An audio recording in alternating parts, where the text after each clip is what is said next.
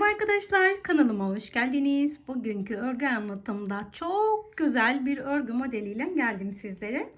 Bu modeli dilediğiniz örgü çeşitlerinizde kullanabilirsiniz. Çanta modellerinde, bebek yeleklerinde, bebek hırkalarında, atkı berelerde, bebek battaniyelerinde ve kırlentlerde kullanabileceğiniz bir model. Uygun ip kullanırsanız, yani ince angora ip kullandığınızda kendinize bile yelek örebilirsiniz hanımlar.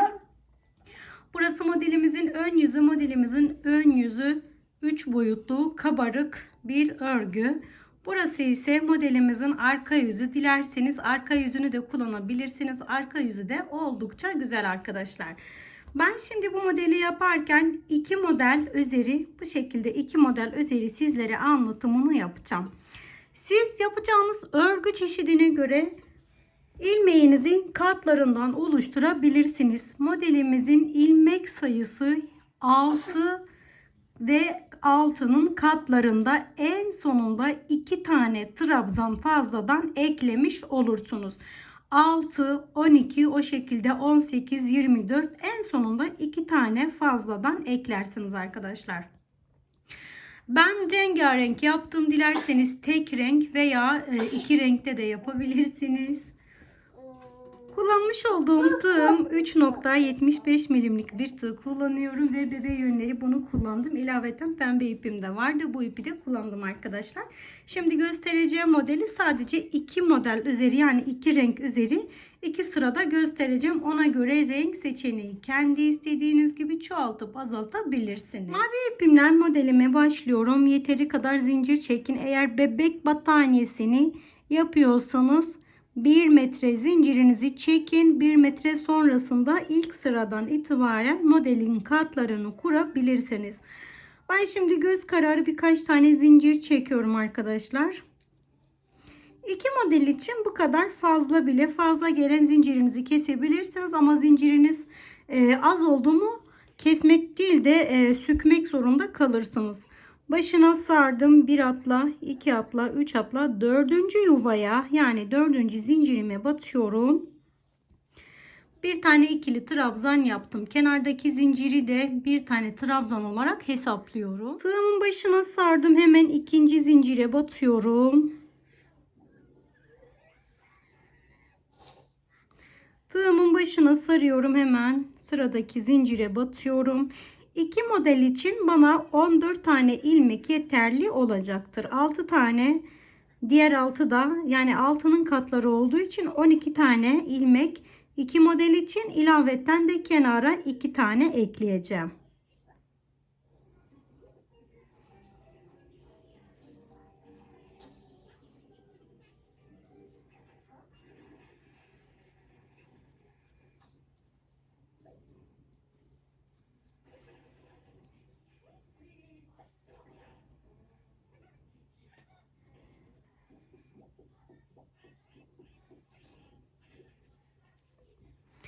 Toplamda 14 tane yaptım.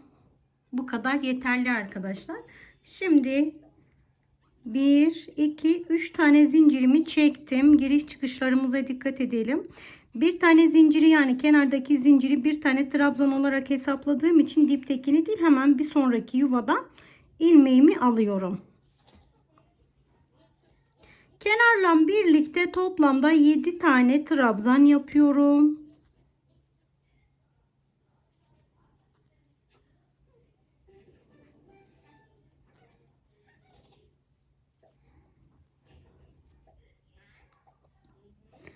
Kenar ilmeğimle birlikte 7 tane trabzan yaptım. Bir tane kenar için, 6 tane de model için. Şimdi burada 7 tane zincir çekiyorum. Örgümü bu şekilde çeviriyorum ve bakın arkadaşlar, bu şekilde ilk sıranın dibine batıyorum. Sık iğne yaptım. Bir zincir yaptım, örgümü düzelttim. Bu yuvada öncelikle bir tane çakma trabzan yaptım. Daha sonra ikili trabzan yapıyorum. Çakma trabzanla beraber toplamda 10 tane yapacağım.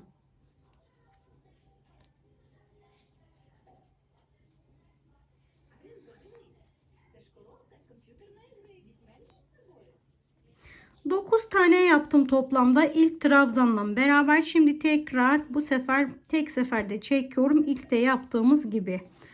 Arkadaşlar hiç ilmek atlatmıyoruz. Kaldığımız yerden devam ediyoruz. Bu şekilde oluyor. Başına sardım, yine kaldığımız yerden aynen hiç yuva atlatmadan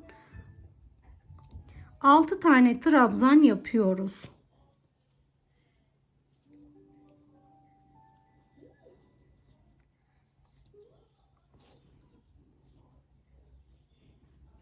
Altı tane trabzan yaptım. Bakın bu şekilde 1 2 3 4 5 6. Şimdi tekrar 1 2 3 4 5 6 7 tane zincir yaptım. Saymaya başlıyorum. 1 2 3 4 5 6. Altıncının içine batıyorum, böyle ara boşluğa sık iğne yaptım. Bir zincirimi yaptım, örgümü çevirdim. Yine aynı şekilde öncelikle tek seferde çektim. Daha sonra ikili trabzan yapıyorum. 8 tane ikili trabzan baştaki ve çıkıştaki trabzanlar, çakma trabzanla beraber toplamda 10 tane olacak. Şöyle 2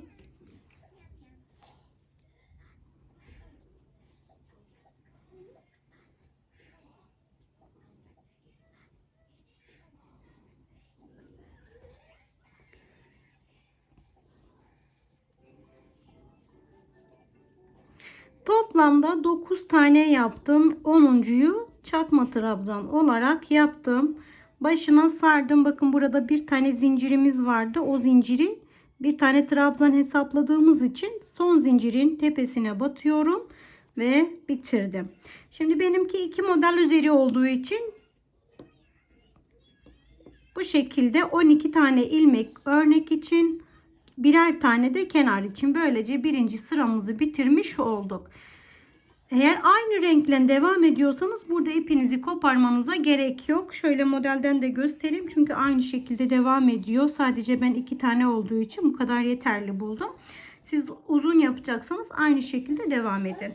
Şimdi tek renk yapıyorsanız ipinizi koparmaya gerek yok. Ama farklı renk yapacaksanız burada ipinizi koparın. Böylece ipimi burada kopardım ve beyaz ipime geçiyorum. Tabi siz hangi ipi tercih ediyorsanız o ipe geçin. Şimdi tekrar ipimi sabitledim. Biraz uzun tutuyorum özellikle. Bakın şuraya batıyorum ve sabitledim. 1 2 3 tane zincirimi çektim, örgümü çevirdim. Bu ipi de aradan yürütüyorum.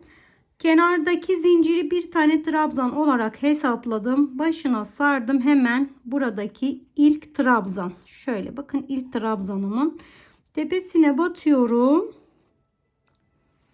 Bir trabzan yaptım.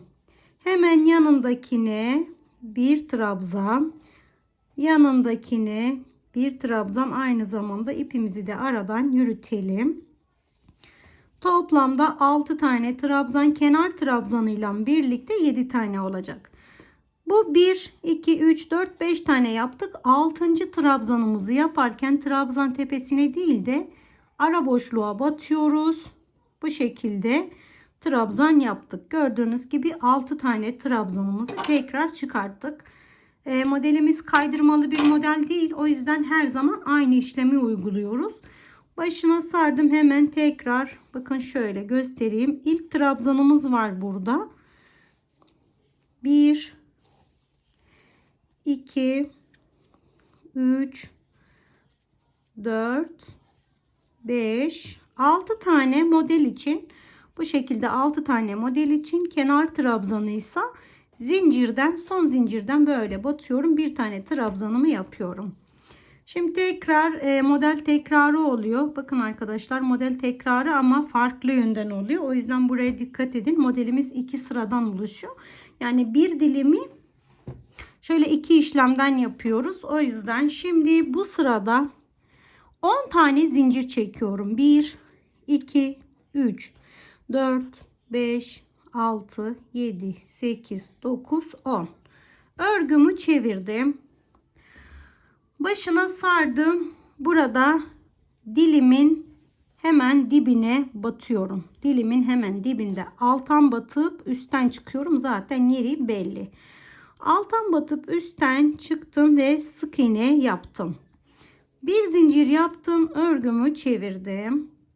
Öncelikle bir tane çakma trabzan, daha sonra ikili trabzan, çakma trabzanla beraber 9 tane yapalım önce.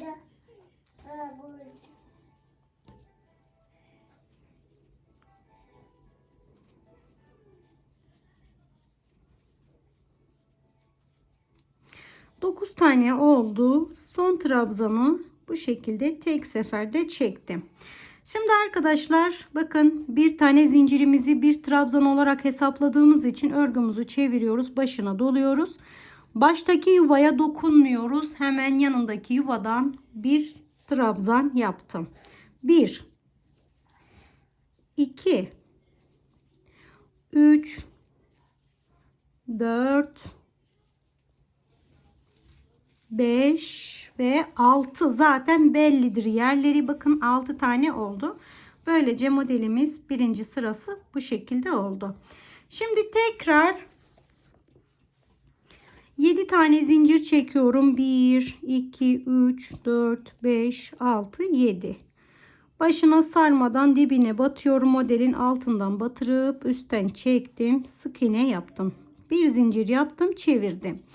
Öncelikle bir tane çakma trabzan, daha sonra 9 tane ikili trabzan,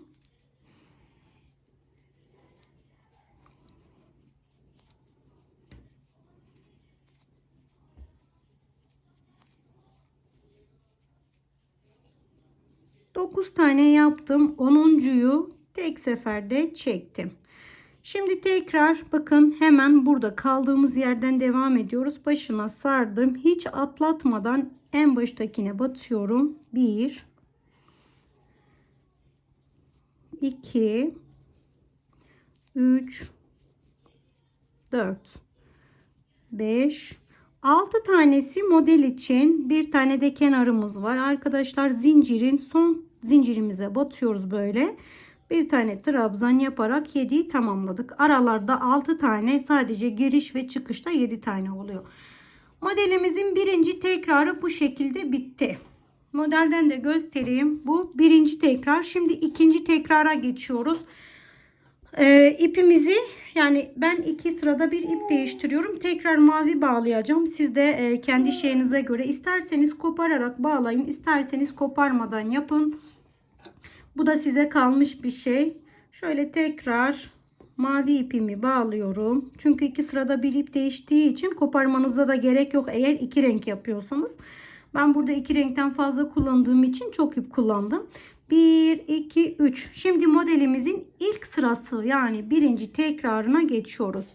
Kenarda bir tane zincirimi trabzan olarak hesaplıyorum. O yüzden kenardaki yuvaya dokunmuyorum. Hemen ikinci yuvadan şöyle bir, bununla beraber 2 3 4 5 6, bakın bununla beraber 6 tanedir. Şimdi son ilmeğimi yaparken, kenar olduğu için 7 tane oluyor biliyorsunuz, orta olsa 6 tane yapıyorsunuz arkadaşlar. Alttan aldım, başına sardım, hemen birinci trabzandan devam ediyorum. 1 2 3 4 5 6.'yı alırken şöyle dibinden alıyorum ve son bir tane kenar trabzanım. Burada zincir çekerek başlamıştık 10 tane. Hemen dışarıdaki zincire batıyorum. Bir tane kenar trabzanı oluşturdum.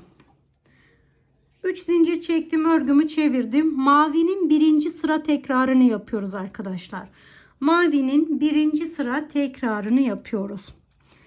Yanındakine dokunmuyorum. Hemen yanındakinden bir trabzan, 2 3 4 5 ve 6, kenarla birlikte 7. 1 2 3 4 5 6 7 zincirimi çektim, örgümü böyle çevirdim arkadaşlar. Bakın belli oluyor zaten. Diğer modelden de göstereyim hemen. Şu şekilde arkadaşlar. Hemen gösteriyorum. Başına dolamadan örgümü çevirdim. Şöyle bakın, birinci sıra zincir ve trabzanın ara boşluğuna batıyorum. Şöyle tuturdum. Sık iğne yaptım. Tıpkı birinci sırada yaptığımız gibi bir zincir yaptım, örgümü çevirdim, başına sardım. Öncelikle bir tane çakma, daha sonra 9 tane trabzan çakma ile beraber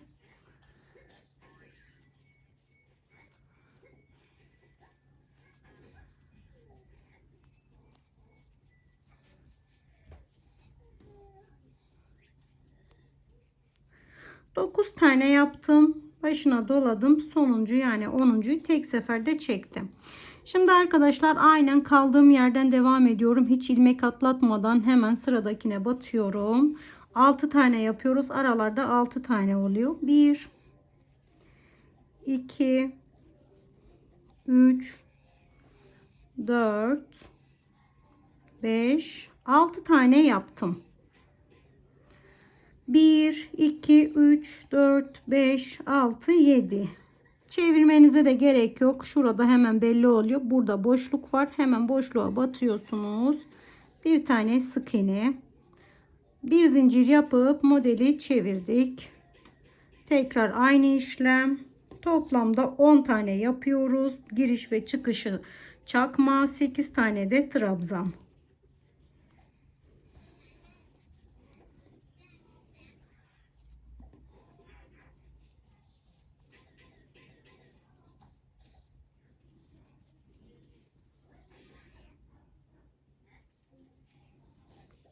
Dokuz tane çakma, 10'uncuyu tek seferde çektim. Kenar trabzanımı yapmak için burada zincirlerim var. Son zincirin tepe boşluğuna batıyorum. Bir tane kenar trabzanımı oluşturdum. Şimdi arkadaşlar bakın bu şekilde oldu. Beyaz ipe geçiyoruz. Ben başlangıcını yapayım. Siz devam edersiniz artık. Çünkü hepsi aynı. Şöyle içinden geçtim. Sıkılaştırdım. Daha sonra 1, 2, 3 tane zincir yaptım. Modelimi çevirdim. Baştaki bir trabzan olduğu için baştaki trabzana dokunmuyorum. Başına sardım. Hemen ilk gelen trabzandan, modelden sonra ilk gelen trabzanda 1 2 3 4 5 taneyi ördük. 6.'yı örerken şöyle modelin altından aldık. Kenarla birlikte 7 tane oldu. Aynı şekilde devam ediyorum tekrar. Hemen ilk gelen trabzana batıyorum. 1 2 3 4 5 6 tane model için son trabzanı kenar zincirimden şöyle batıyorum, kenar zincirimden aldım. Bu sefer beyazın ikinci sırasını tekrar ediyorum. 10 tane zincir çekiyorum. 3 tane kenar için, 7 tane ise model için. 10 tane yaptım, örgümü çevirdim. Başına dolamıyorum arkadaşlar. Bakın model gittikçe ortaya çıkıyor. Başına hiç dolamadan modelimin dibine batıyorum. Şöyle dibinden batıp üstten çıktım ve sık iğne ile hemen kapattım.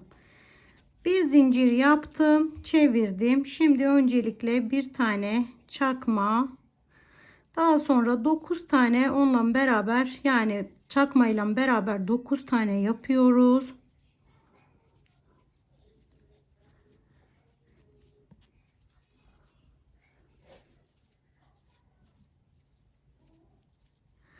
Dokuz tane yaptım. 10'uncuyu da aynı şekilde kapatıyorum. Bu da kenar şeyimizdir, trabzanımızdır. Bakın arkadaşlar, kaldığım yerden devam ediyorum şöyle.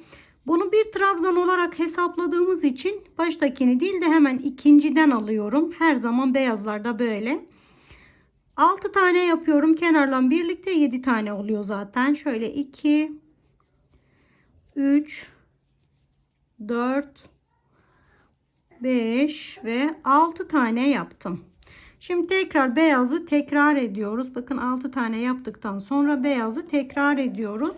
7 tane zincir çekiyorum. 1, 2, 3, 4, 5, 6, 7. Tekrar modelimin dibine batıyorum. Sık iğne ile üste çıktı. Bir zincir yaptım, örgümü çevirdim. Önce bir tane çakma trabzan, daha sonra 1, 2, 3, 4, 5, 6, 7, 8, 9, 10'uncuyu tekrar çakma. Başına sardım, yine aynen kaldığımız yerden devam ediyoruz. Hiç ilmek atlatmadan. 1, 2, 3, 4, 5, 6 tane model için 7.'yi biliyorsunuz. Kenardaki zincirden şöyle bir trabzan yaparak kenar ilmeği tamamladım. Arkadaşlar tekrar mavinin tekrarı, sürekli tekrar olduğu için 2 tane tekrar beraber yaptık. Şimdi son bir kez daha büyük parçada göstereyim sizlere. Model bu şekilde arkadaşlar. Videomun sonuna geldim. Umarım sizler için faydalı bir anlatım olmuştur. İzlediğiniz için çok teşekkür ediyorum. Başka bir videoda görüşmek dileğiyle. Şimdilik hoşça kalın. Sağlıkla kalın.